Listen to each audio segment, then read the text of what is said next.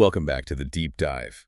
Today, we're doing something a little different. Instead of pulling from a stack of articles, our deep dive is centered on a single source provided by you, our listener. It's excerpts from the book Gratitude by Jacob Prince. Our mission today is really to dig into these pages, explore the author's perspective, his journey, and the key ideas he presents. And we're doing this specifically guided by your questions about reviewing the book. That's right. So we have these pieces of text from Gratitude, and, well, our role here is to act as your guides. Right. Helping you navigate the author's voice, the really wide range of topics he covers. Right. We're here to help you form a perspective on what this book offers based only on the text we have. Yes. Looking at potential strengths, weaknesses, the writing style, and figuring out if it might resonate with you as a reader, just like you asked us. And let me tell you, while the title is Gratitude, these excerpts dive into an incredibly wide spectrum of things. Personal experiences, social observations, philosophical reflections. It's a lot. Yeah.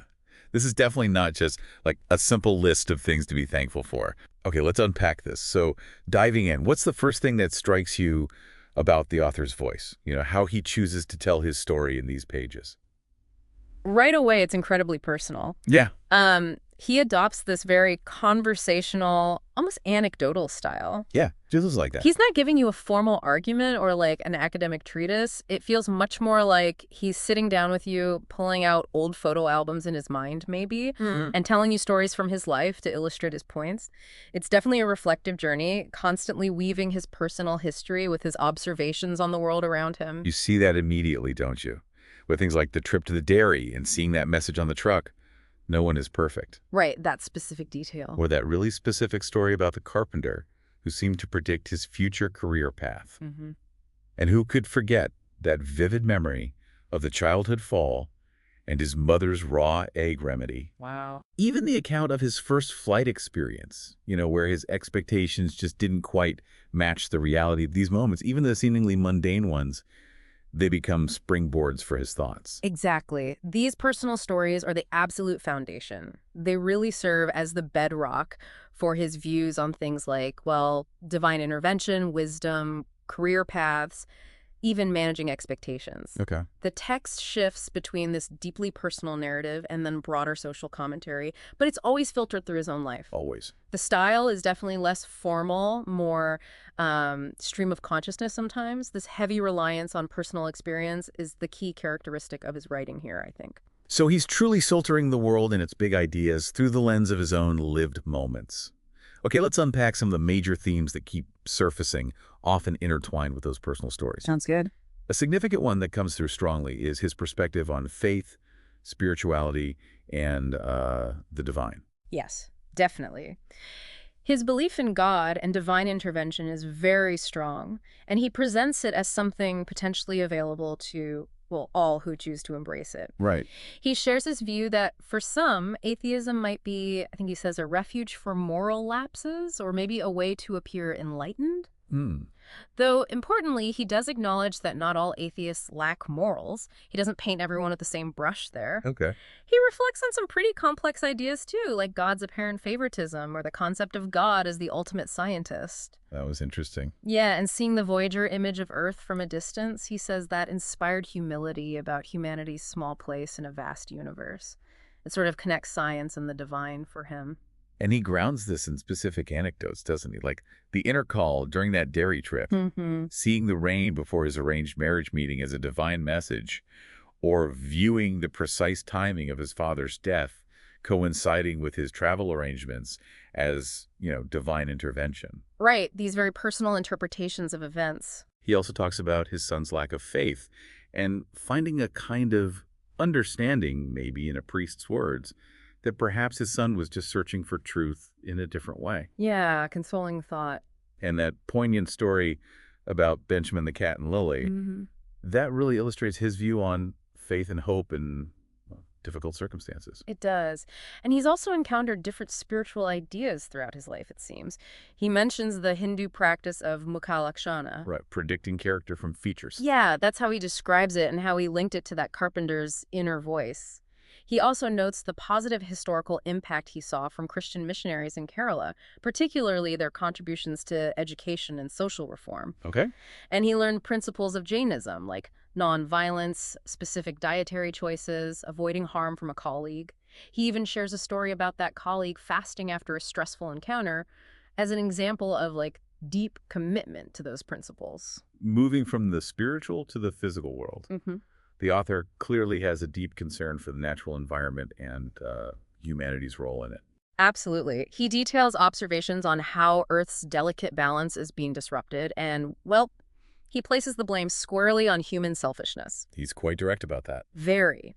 He mentions specific consequences he's observed or learned about, like shifting seasons, the very real threat to coastal villages. He mentions Happisburg in the UK, from erosion, dwindling rivers, heat waves. Yeah, tangible things. He frames humanity's trajectory as shifting from protectors of nature to adversaries of our own existence on this planet. It's a stark view. And he uses the temporary environmental improvements seen during the COVID-19 pandemic lockdowns.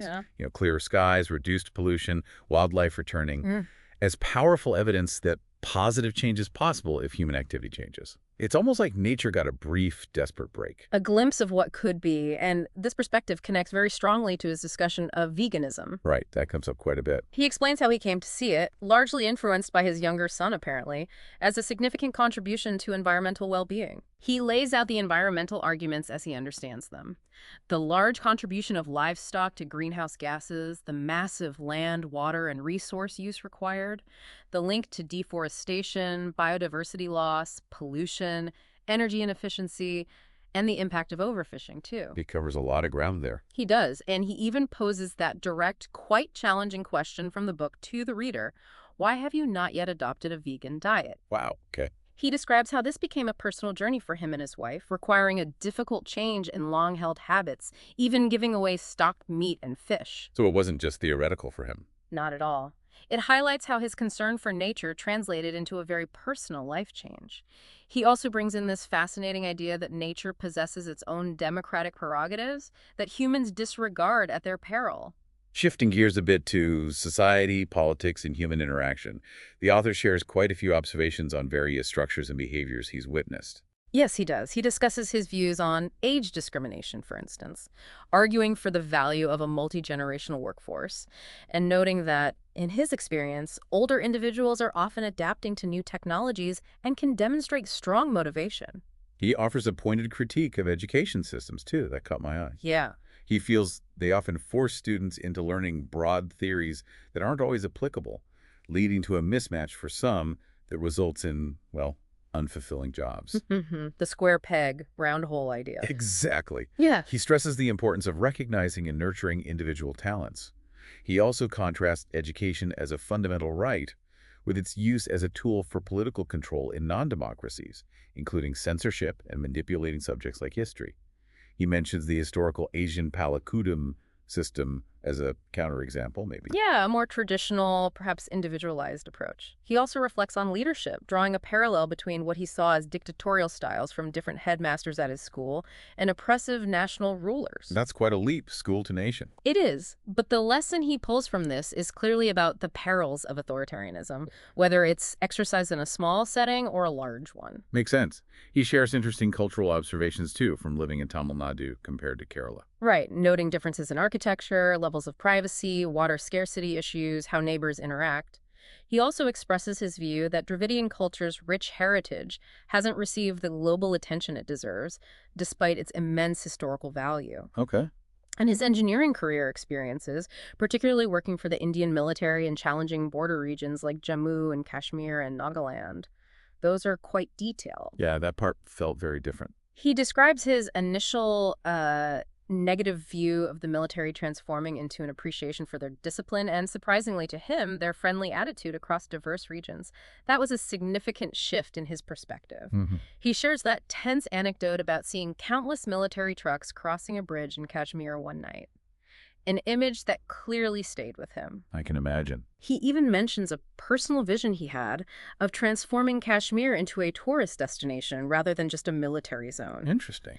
And in Nagaland, he recounts distinct challenges, dealing with the inner line permit issue, that travel document, Right. seeing the Nagaland for Christ sign, encountering the unique Naga culture he mentions, food habits like steamed grasshoppers he declined, the use of English alphabets for their language, and some pretty intense encounters with striking workers, and even a rebel leader demanding tax for the development of the Naga people. Wow.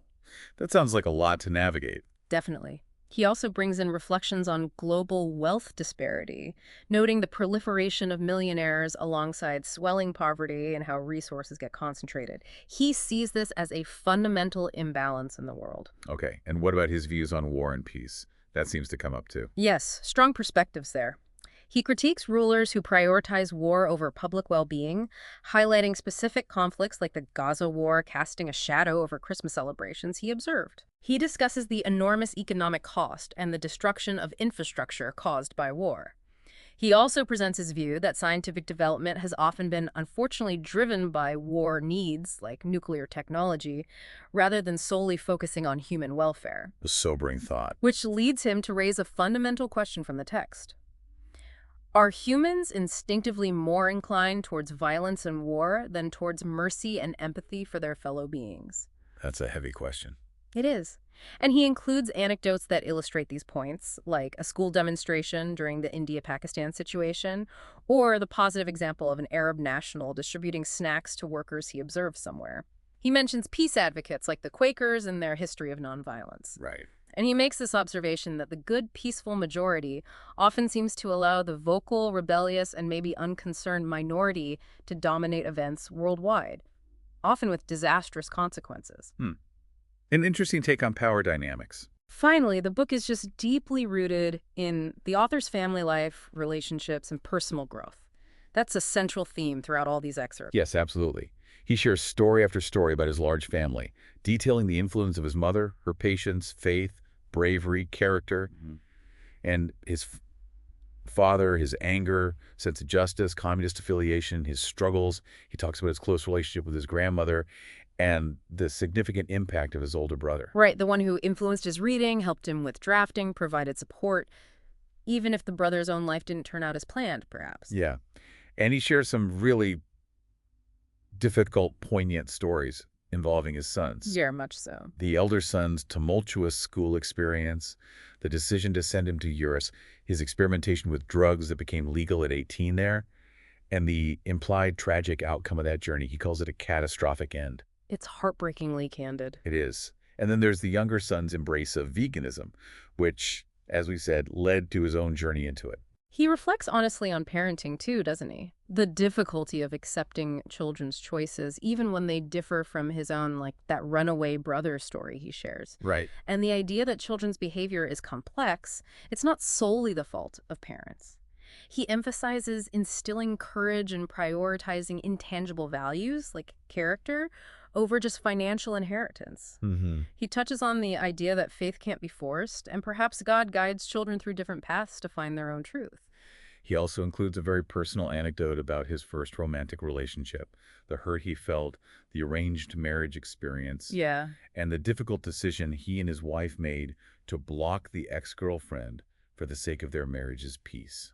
Which leads to one of the more surprising points, perhaps. His comparison of managing marriage to managing staff. That was unexpected. Suggesting marriage requires higher management skills, including understanding your partner from day one, like an arranged interview. He feels separations might indicate weaker management skills and impatience. Certainly a unique take on marriage. It is, and he places strong emphasis on resolving family issues internally, stressing mutual understanding, trust, forgiveness repeatedly, if needed, Right. and his view that airing grievances to outsiders isn't helpful. He even suggests close friends might secretly enjoy hearing misery tales. Oh. He believes no government or external authority should be the final resort in family matters, and that every family member should value the others more than themselves.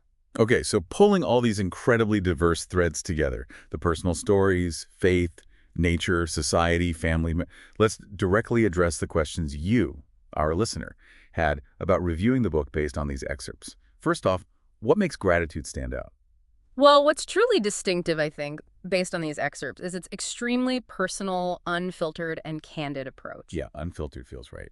The author isn't afraid to share raw, difficult memories like the implied outcome with his elder son or those tense moments in Nagaland alongside personal struggles and some very strong opinions across this vast array of topics. Hmm. The way he connects these very specific, sometimes mundane, personal anecdotes from a trick message to lizard eggs to his childhood fall or a conversation with a rebel leader to these large-scale societal, environmental, spiritual, and political issues, that's unique. Definitely is. It feels very much like a human, reflective voice sharing a life's journey and the often unexpected lessons he perceives within it. And what about that writing style itself? You mentioned conversational, anecdotal. Is it something that makes it worth reading for someone trying to understand the book? As we've discussed, yeah, the writing style is very conversational, heavily anecdotal. It really does feel like listening to someone recount memories and reflections on their life and the world as they see it. Yeah. This can make parts of it very accessible, relatable, and sometimes quite vivid. Is it something worth reading? Well, if you, the listener, are interested in a deeply personal perspective that touches on a very wide range of topics, faith, family dynamics, social issues, environmental concerns, navigating a complex world, all filtered explicitly through one man's lived experience, and presented with strong moral opinions, then yes, it likely offers valuable and provocative food for thought. But you need to know what you're getting into. Exactly. It's important to go into it knowing it's not a traditional self-help book on gratitude, nor is it, a structured academic analysis of its many topics. It's much more a sharing of a life's perceived lessons and observations. And thinking about the good, bad, and the ugly, or maybe areas for potential improvement, what are the strengths and perhaps the places where it might fall short for some readers based on these excerpts? Well, the good, as we've touched on, could definitely be the authenticity, maybe the vulnerability the author shows in sharing difficult parts of his life. Yeah. The relatable personal stories and the strong moral compass that's evident in his views on war, environmental responsibility, social inequality, compassion. Right. The ugly, or potentially bad, and this really depends entirely on your own perspective and how aligned you are with the author's views, could be the presentation of some very strong opinions, a simple fact. Okay, like what? For example, on aspects of atheism or certain political takes on conflicts, maybe, without really acknowledging counterarguments or the complexity of the issues. Right, it's very much his take. Very much. Yeah. There's also generally a lack of external evidence or deeper analytical support for some of his broader claims beyond his personal experience and interpretation. Gotcha. And structurally, the ugly, or maybe room for improvement for some readers, might be the sometimes abrupt transitions between seemingly unrelated topics as his mind moves from one memory or observation to the next. Yeah, it can jump around a bit. It can feel a bit stream of consciousness rather than tightly organized by theme. So whether it met expectations would entirely depend on what a reader expects from a book titled Gratitude. Right. As we found, it certainly offers much, much more than just reasons to be thankful. It delves into deep critiques and life lessons perceived through a very specific, personal lens. We've taken a significant deep dive into The Layers of Gratitude by Jacob Prince today, exploring his personal journey, his strong beliefs, and his wide-ranging observations on the world, all based on the excerpts provided. We've seen how the author finds meaning and connects, really disparate experiences from family life and career challenges to global conflicts and environmental issues, often through the lens of faith, personal growth, and a reflection on human behavior and the state of the world. Thank you for providing this source and joining us on this deep dive. It's been fascinating to explore. It has. And this exploration into one man's search for meaning and connection in his life, finding profound lessons in everything from divine intervention to environmental action, family relationships, and critiques of society. It raises an important question for you, the listener. How does your own life's unique collection of experiences shape your understanding of concepts like gratitude, faith, society, and your place in the world? And what unexpected lessons are waiting for you to discover just by reflecting on your own journey?